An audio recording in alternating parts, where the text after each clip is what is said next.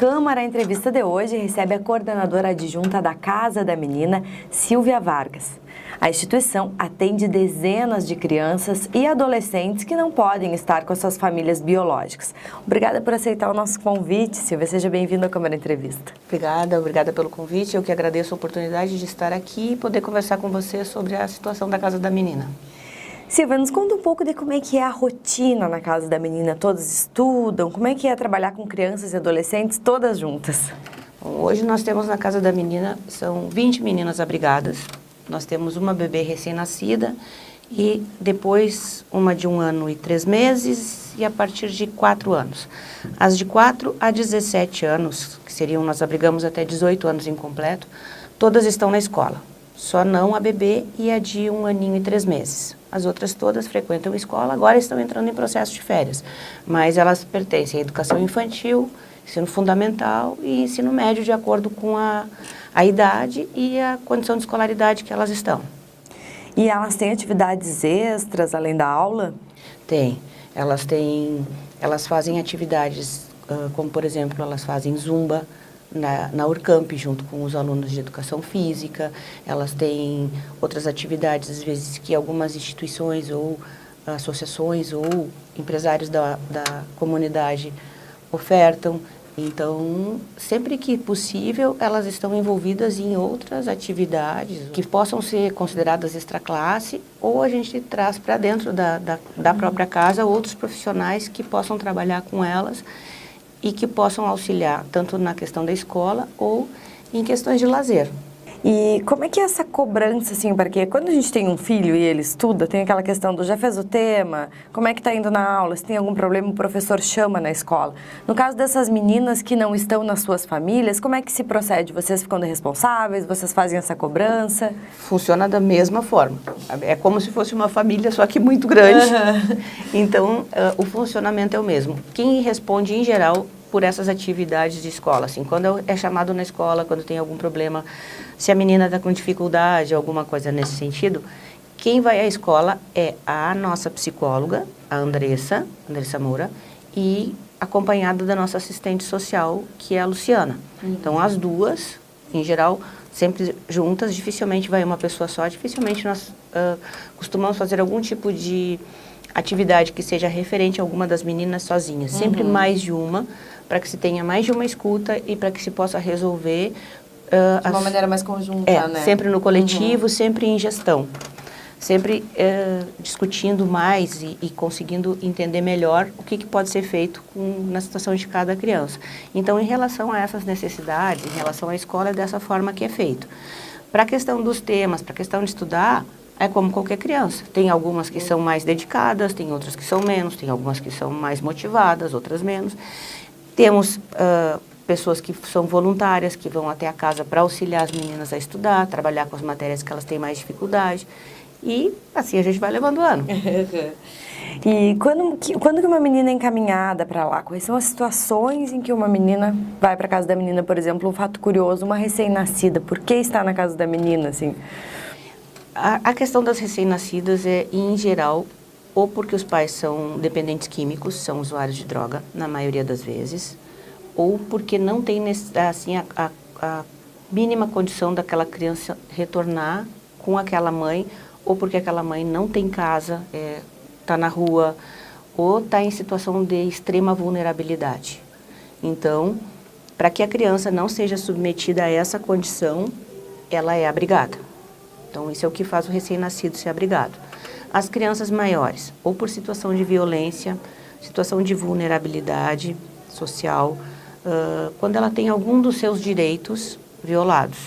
Então, isso faz com que as crianças entrem, que as meninas sejam encaminhadas para casa, ou via conselho tutelar, ou via judicial.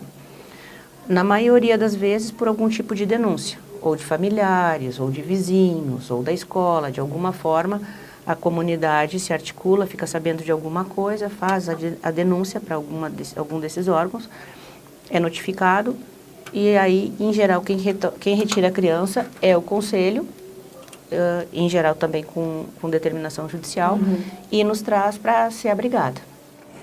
E a Casa da Menina é mantida pela Fundação Átila Taborda, a Sim. FAT. Todo recurso vem da FAT ou vocês também recebem doações?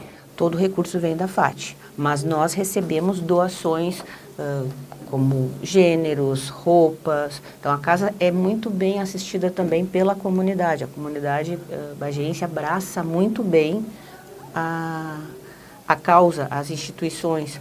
Não só a Casa da Menina, mas se sabe que as outras instituições da cidade. Então, é uma comunidade que ela é muito participativa. Então, sempre que se faz algum chamado, alguma coisa, como no meio do ano nós tivemos o jantar comemorativo dos 21 anos, que foi uma adesão total, que foi onde iniciou a campanha para levantar os fundos para essa modificação na casa que está sendo feita agora. Então, a comunidade sempre participa, mas a casa é mantida pela fundação. E além de ser uma casa, vocês também contam com profissionais especializados para atender as crianças, né? De uma maneira mais profissional mesmo, assim. Então, nós temos a casa, ela hoje tem a gestão, que é feita pela Aline Silveira, que é a coordenadora, que é psicóloga. Eu sou a coordenadora adjunta, que respondo na ausência da Aline, também sou psicóloga. Temos a psicóloga específica da instituição, que no caso nós somos psicólogas, mas respondemos na coordenação. A Andressa Moura, que é a psicóloga. Temos a Luciana Morrone, que é assistente social. Essa é cedida pela Prefeitura Municipal, que nos cedeu ela 40 horas. Além dela, nós temos uma outra funcionária, também via Urcamp, que faz toda a parte administrativa financeira. Temos todas as atendentes da casa, que trabalham diretamente com a criança. E temos todo o conjunto de profissionais Urcamp que faz esse atendimento. Temos médico, temos a parte de fisioterapeuta, temos parte de farmácia, temos parte de enfermagem. Então, tudo o que é necessário na área de saúde e também a área, parte pedagógica, parte de todos os outros cursos, eles se envolvem também na parte tanto pedagógica, educativa, lazer. Agora, durante as férias, são desenvolvidos vários projetos pelos acadêmicos para que essas crianças não fiquem sem ter o que fazer ou desocupadas ao longo do verão. E tu disse que 20 meninas estão residindo lá atualmente, né? Existem algumas delas que estão aguardando adoção? Não. Nós temos uma que está em estágio de convivência.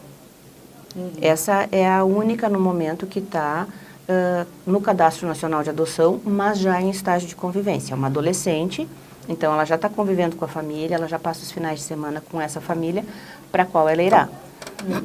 Já há algum tempo. Temos outras que estão em processo de destituição. Aí isso corre em segredo de justiça na Vara da Infância e Juventude e não se sabe quanto tempo isso vai levar, porque aí depende de todo o trâmite judicial.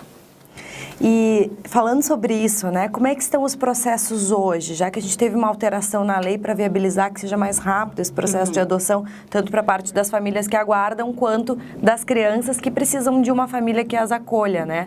Teve alguma, vocês já sentiram alguma alteração? Sim, sim. Nós tivemos desde o ano de 2015, que foi quando entrou, trocou a promotoria, entrou a doutora Marlise Martino. Depois, em 2016, nós tivemos uma audiência pública aqui na Câmara, tratando das questões de adoção. E em 2017, a gente vem percebendo cada vez mais um avanço, um aprimoramento e uma qualificação no andamento desses processos em todas as instâncias.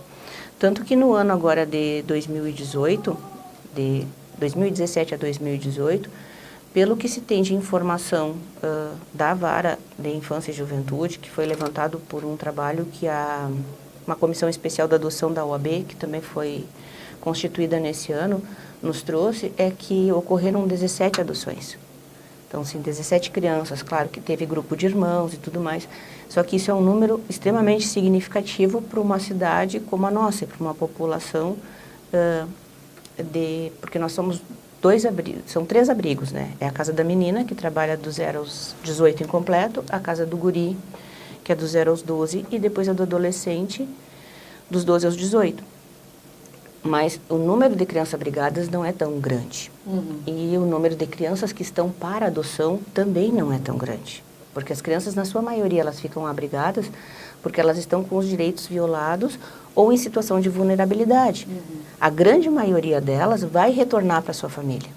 A proposta é que a gente consiga reorganizar a questão da situação familiar, porque às vezes são questões pequenas a serem reorganizadas no âmbito familiar para que essas crianças retornem e não destituí-las, para que elas possam ir para uma outra família. Então, a questão da destituição e da família substituta é a última instância, é a última possibilidade.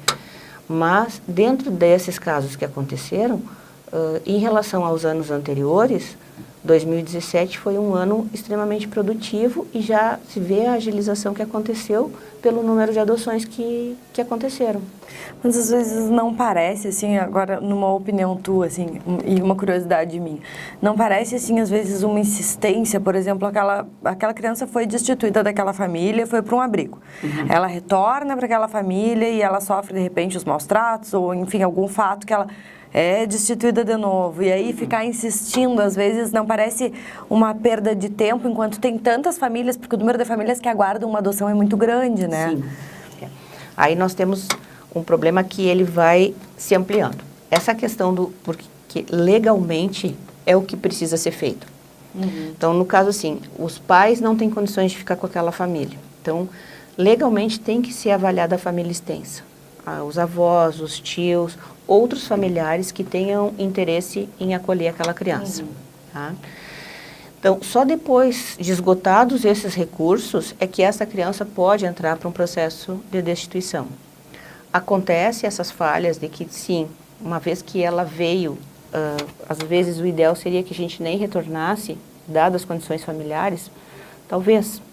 O que a gente tem tentado fazer cada vez melhor e vem se qualificando cada vez mais, e isso também foi colocado em alguns outros encontros que a gente vem tendo, é que as equipes técnicas hoje têm se qualificado mais, que seriam essas das casas, assistente social, psicólogo, gestão, na avaliação do projeto do individual de cada criança, assim, de ver o histórico dessa criança, fazer um levantamento muito mais profundo da história dessa criança, da história dessa família, a visitação a essa família, as equipes técnicas das casas, encaminhar para o judiciário o mais elaborado possível o parecer que a gente possa ter ao longo do tempo que essa criança está abrigada, a convivência que essa família tem ou não com essa criança, se essa criança é procurada ou não pela família, quando a família procura, de que forma que essa família convive, para que possa se dar o maior número de informação e subsídio possível para o judiciário, para que ele possa decidir de uma forma melhor e mais rápida, para que não ocorra mais isso, para que a criança não retorne, seja novamente mal cuidada, ou tenha novamente seus direitos violados, para que ela volte para casa, como acontece muitas vezes. Tem a questão do trauma psicológico e tudo mais, né? O histórico daquela criança que fica abalado, né? Sim, que ela vai e volta e vai, e cada vez que ela vai, que ela volta é um sofrimento. Porque a minha família, da onde eu vim, não me aceita ou me agride, ou enfim, mil coisas que podem acontecer, né? Então, isso tem se qualificado cada vez mais para minimizar esse risco. Mas é difícil. Claro. É muito complicado porque são decisões e não é uma pessoa que decide e ainda, além disso, é muito difícil de tu conseguir chegar nessa decisão.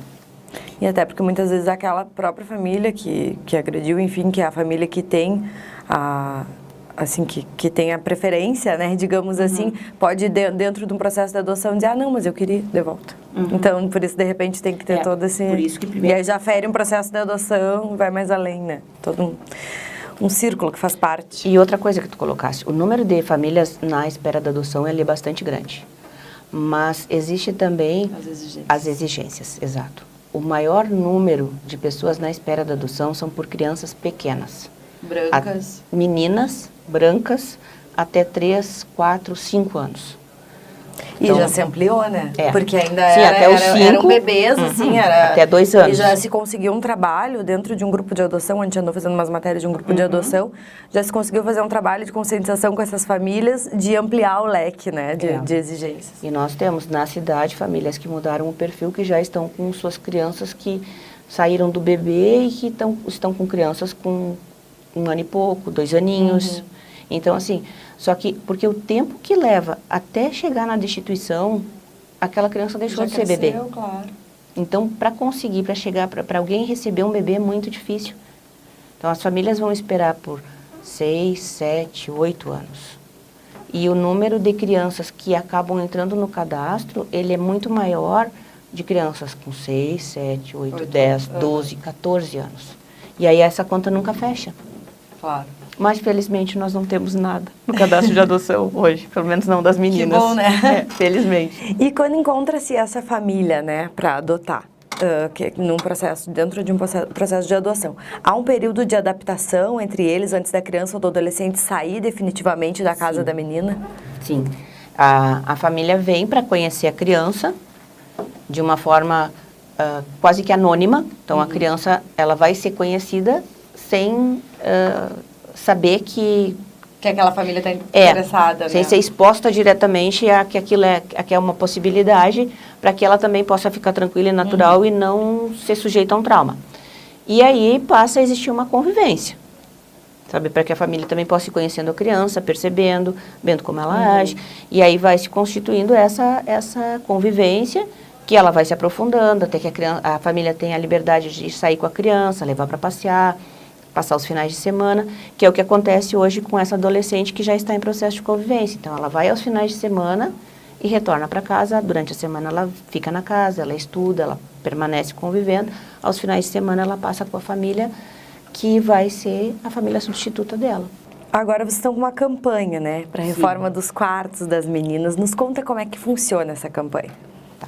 Então, assim, nós temos uma estrutura boa na casa. É um espaço amplo, é grande, mas é um espaço antigo. Então, assim, um modelo antigo. Porque hoje existe toda uma determinação, uma legislação no formato que, para sair da questão do abrigo para casa-lar. As casas, os abrigos, eles devem funcionar o mais próximo possível de uma casa. Então, com a semelhança de uma família. Então, o modelo que nós ainda temos é de um dormitório amplo, que abriga todas as meninas, e um berçário.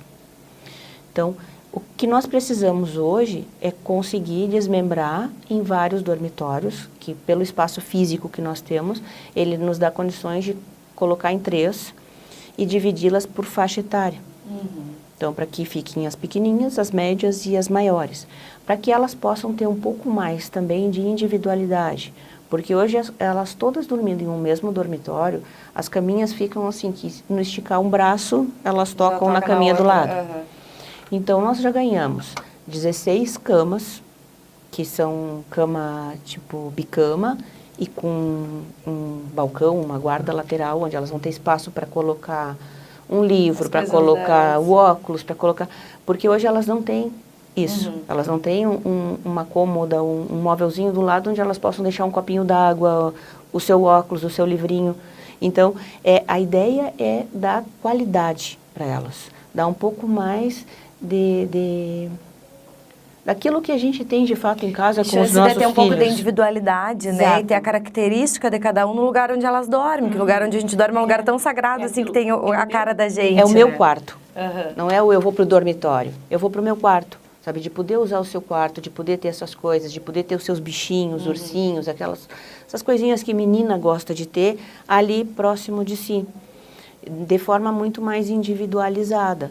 Então, a ideia é essa. Então, que nós já ganhamos as camas, ganhamos berços, 6 berços, que são 6 ou 8, agora não vou precisar o número, que se transformam em mini camas. Conseguimos ganhar já todo o assoalho de um dos dormitórios, parte da tinta.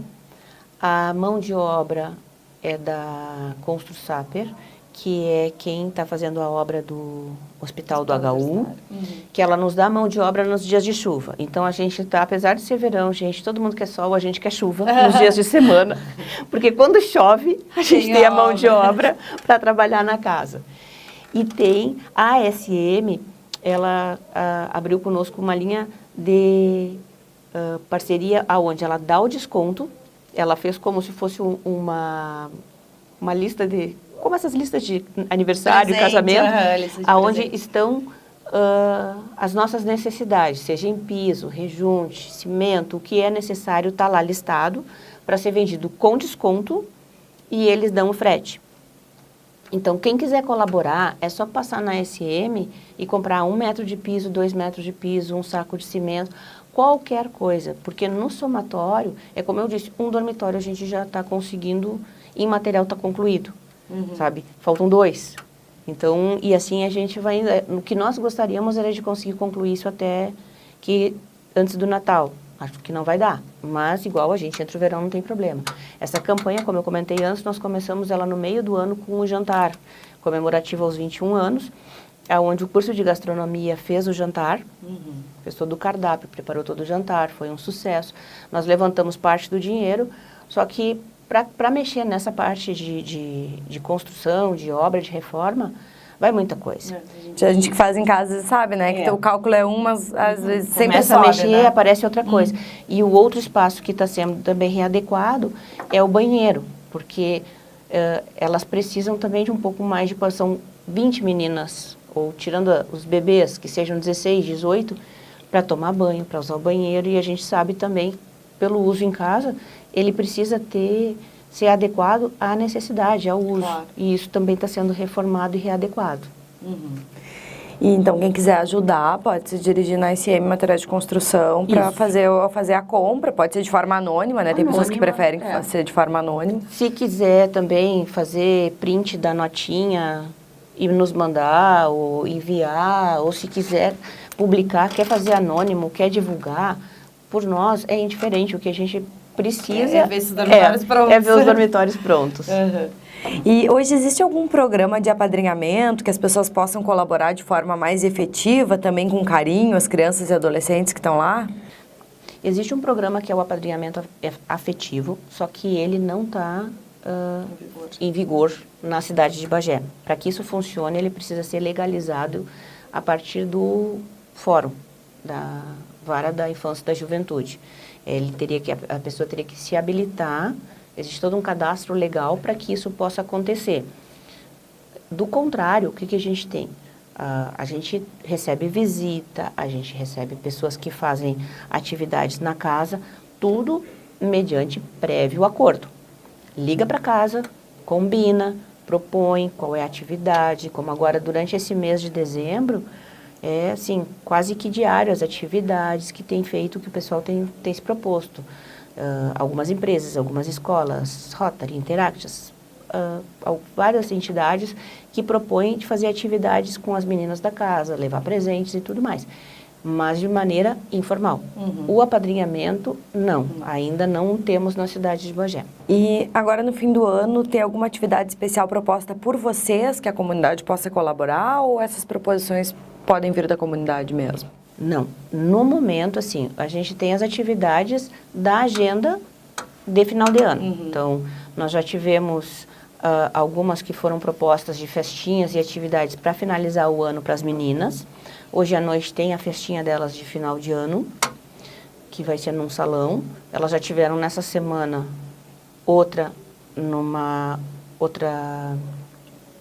num espaço de brincadeira da cidade, que uma empresária presenteou. Nós já tivemos, na semana passada, uma outra senhora da comunidade que também presenteou no outro salão. Então, elas estão tendo atividades assim. Dentro disso, em relação a presentes, a própria comunidade se organiza de forma individual ou coletiva e tem levado presentes. A gente trabalha, alguns passam antes, pedem cartinhas do que elas querem, do que elas gostariam de ganhar. Coisas desse tipo. Então, isso já veio se organizando. Existe mais ou menos como que uma rotina, eu creio que já instituída ao longo dos anos, que vem funcionando. Funciona assim, ciclicamente. Então, que organiza para o final de ano. No ano passado já foi mais ou menos dessa forma também. Então, e depois, ao longo do verão, como eu tinha comentado antes, o que a gente organiza são as atividades para que elas não fiquem ociosas.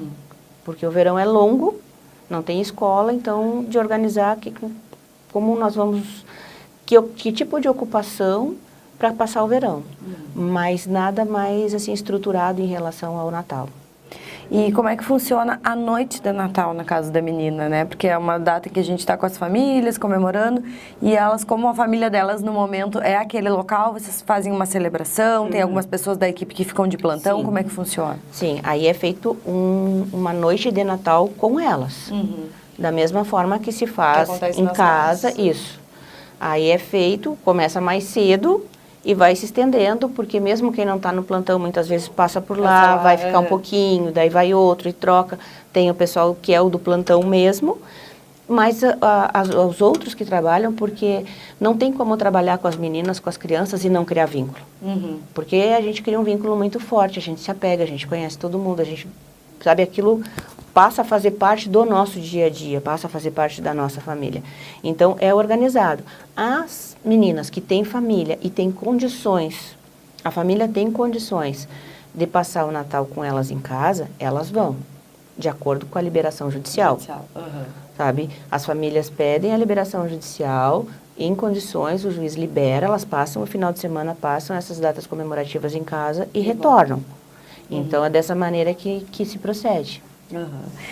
E quais os principais itens que vocês precisam para doações? Coisas que nós precisamos sempre. Material de higiene, de limpeza. E higiene principalmente nessa parte assim, shampoo, condicionador, creme de corpo. Agora para o verão, filtro solar e hidratante. Porque assim, são meninas, são crianças, a gente monta a piscina no fundo do pátio. Claro. Então, é piscina todo dia durante o calor. Então, são coisas que são mais dispendiosas e que a gente precisa usar, que são gêneros de necessidade. Essas, em geral, não está na lista das doações. Então, essas são coisas que nos auxiliariam bastante. E no que virar o ano, como as aulas começam cedo, material escolar. Sabe, no que virar o ano, ou mesmo agora para o Natal, é caderno, é caneta, é lápis de cor, é mochila, sabe? Quem tem vontade de doar alguma coisa, se tiver interesse, já começar, é a campanha de material escolar, porque das 20, 17 vão para a escola. 18. E nós vamos receber mais 2 que já foi notificado. E tu assumiste há um ano, né, a coordenação adjunta da casa, juntamente com a Aline, que é a coordenadora. Como é que está sendo essa experiência pessoalmente para ti?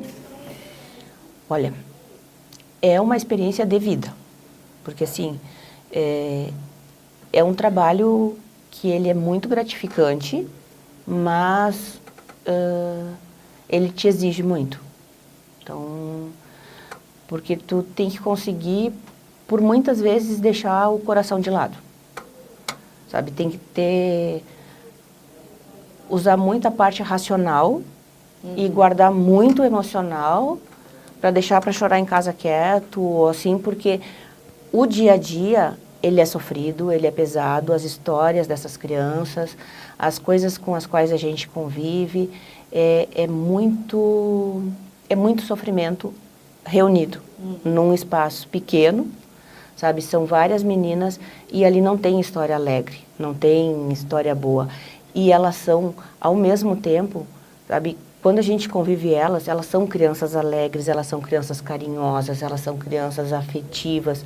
Então, é algo assim, ó, que a gente só tem a aprender com elas. E ao mesmo tempo elas têm um sonho de um futuro melhor.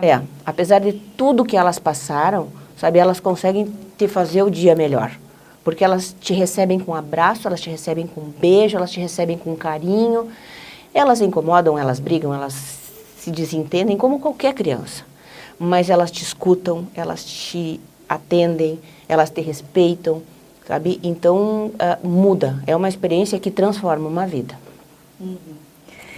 Então, vou agradecer, né, o teu convite por estar aqui conosco, partilhando dessa experiência tão especial que tu está vivendo, também, né, abrindo para a comunidade, para quem quiser ajudar, para quem quiser estender a mão, não somente no final de ano, que é uma data que as pessoas ajudam muito, mas essas instituições precisam ao longo do ano de ajuda das mais diversas, né? Às vezes a gente pensa, eu não tenho dinheiro para dar, mas às vezes um trabalho voluntário, uma atenção, até na questão que tu falou, que elas vão à aula, estudam e tudo mais, um apoio, de repente, de um professor particular, alguém que entenda um pouco mais de determinada matéria, de repente pode dar uma baita mão, né? Com certeza, sabe, tudo que vem de coração, é muito bem-vindo e vai ser com certeza muito bem recebido. Só lembrando que é preciso conversar com vocês antes para Liga, combinar, né? é só ligar, falar com a Andressa, falar com a Marina, falar com a Luciana, agendar e a gente vai receber muito bem. Tudo é sempre muito bem-vindo. Tá bem, muito obrigada. Então, parabéns pelo trabalho que vocês estão desempenhando. Eu que agradeço o espaço que vocês estão nos fornecendo. Obrigada. Então, o Câmara Entrevista retorna no próximo domingo, às 6 da tarde.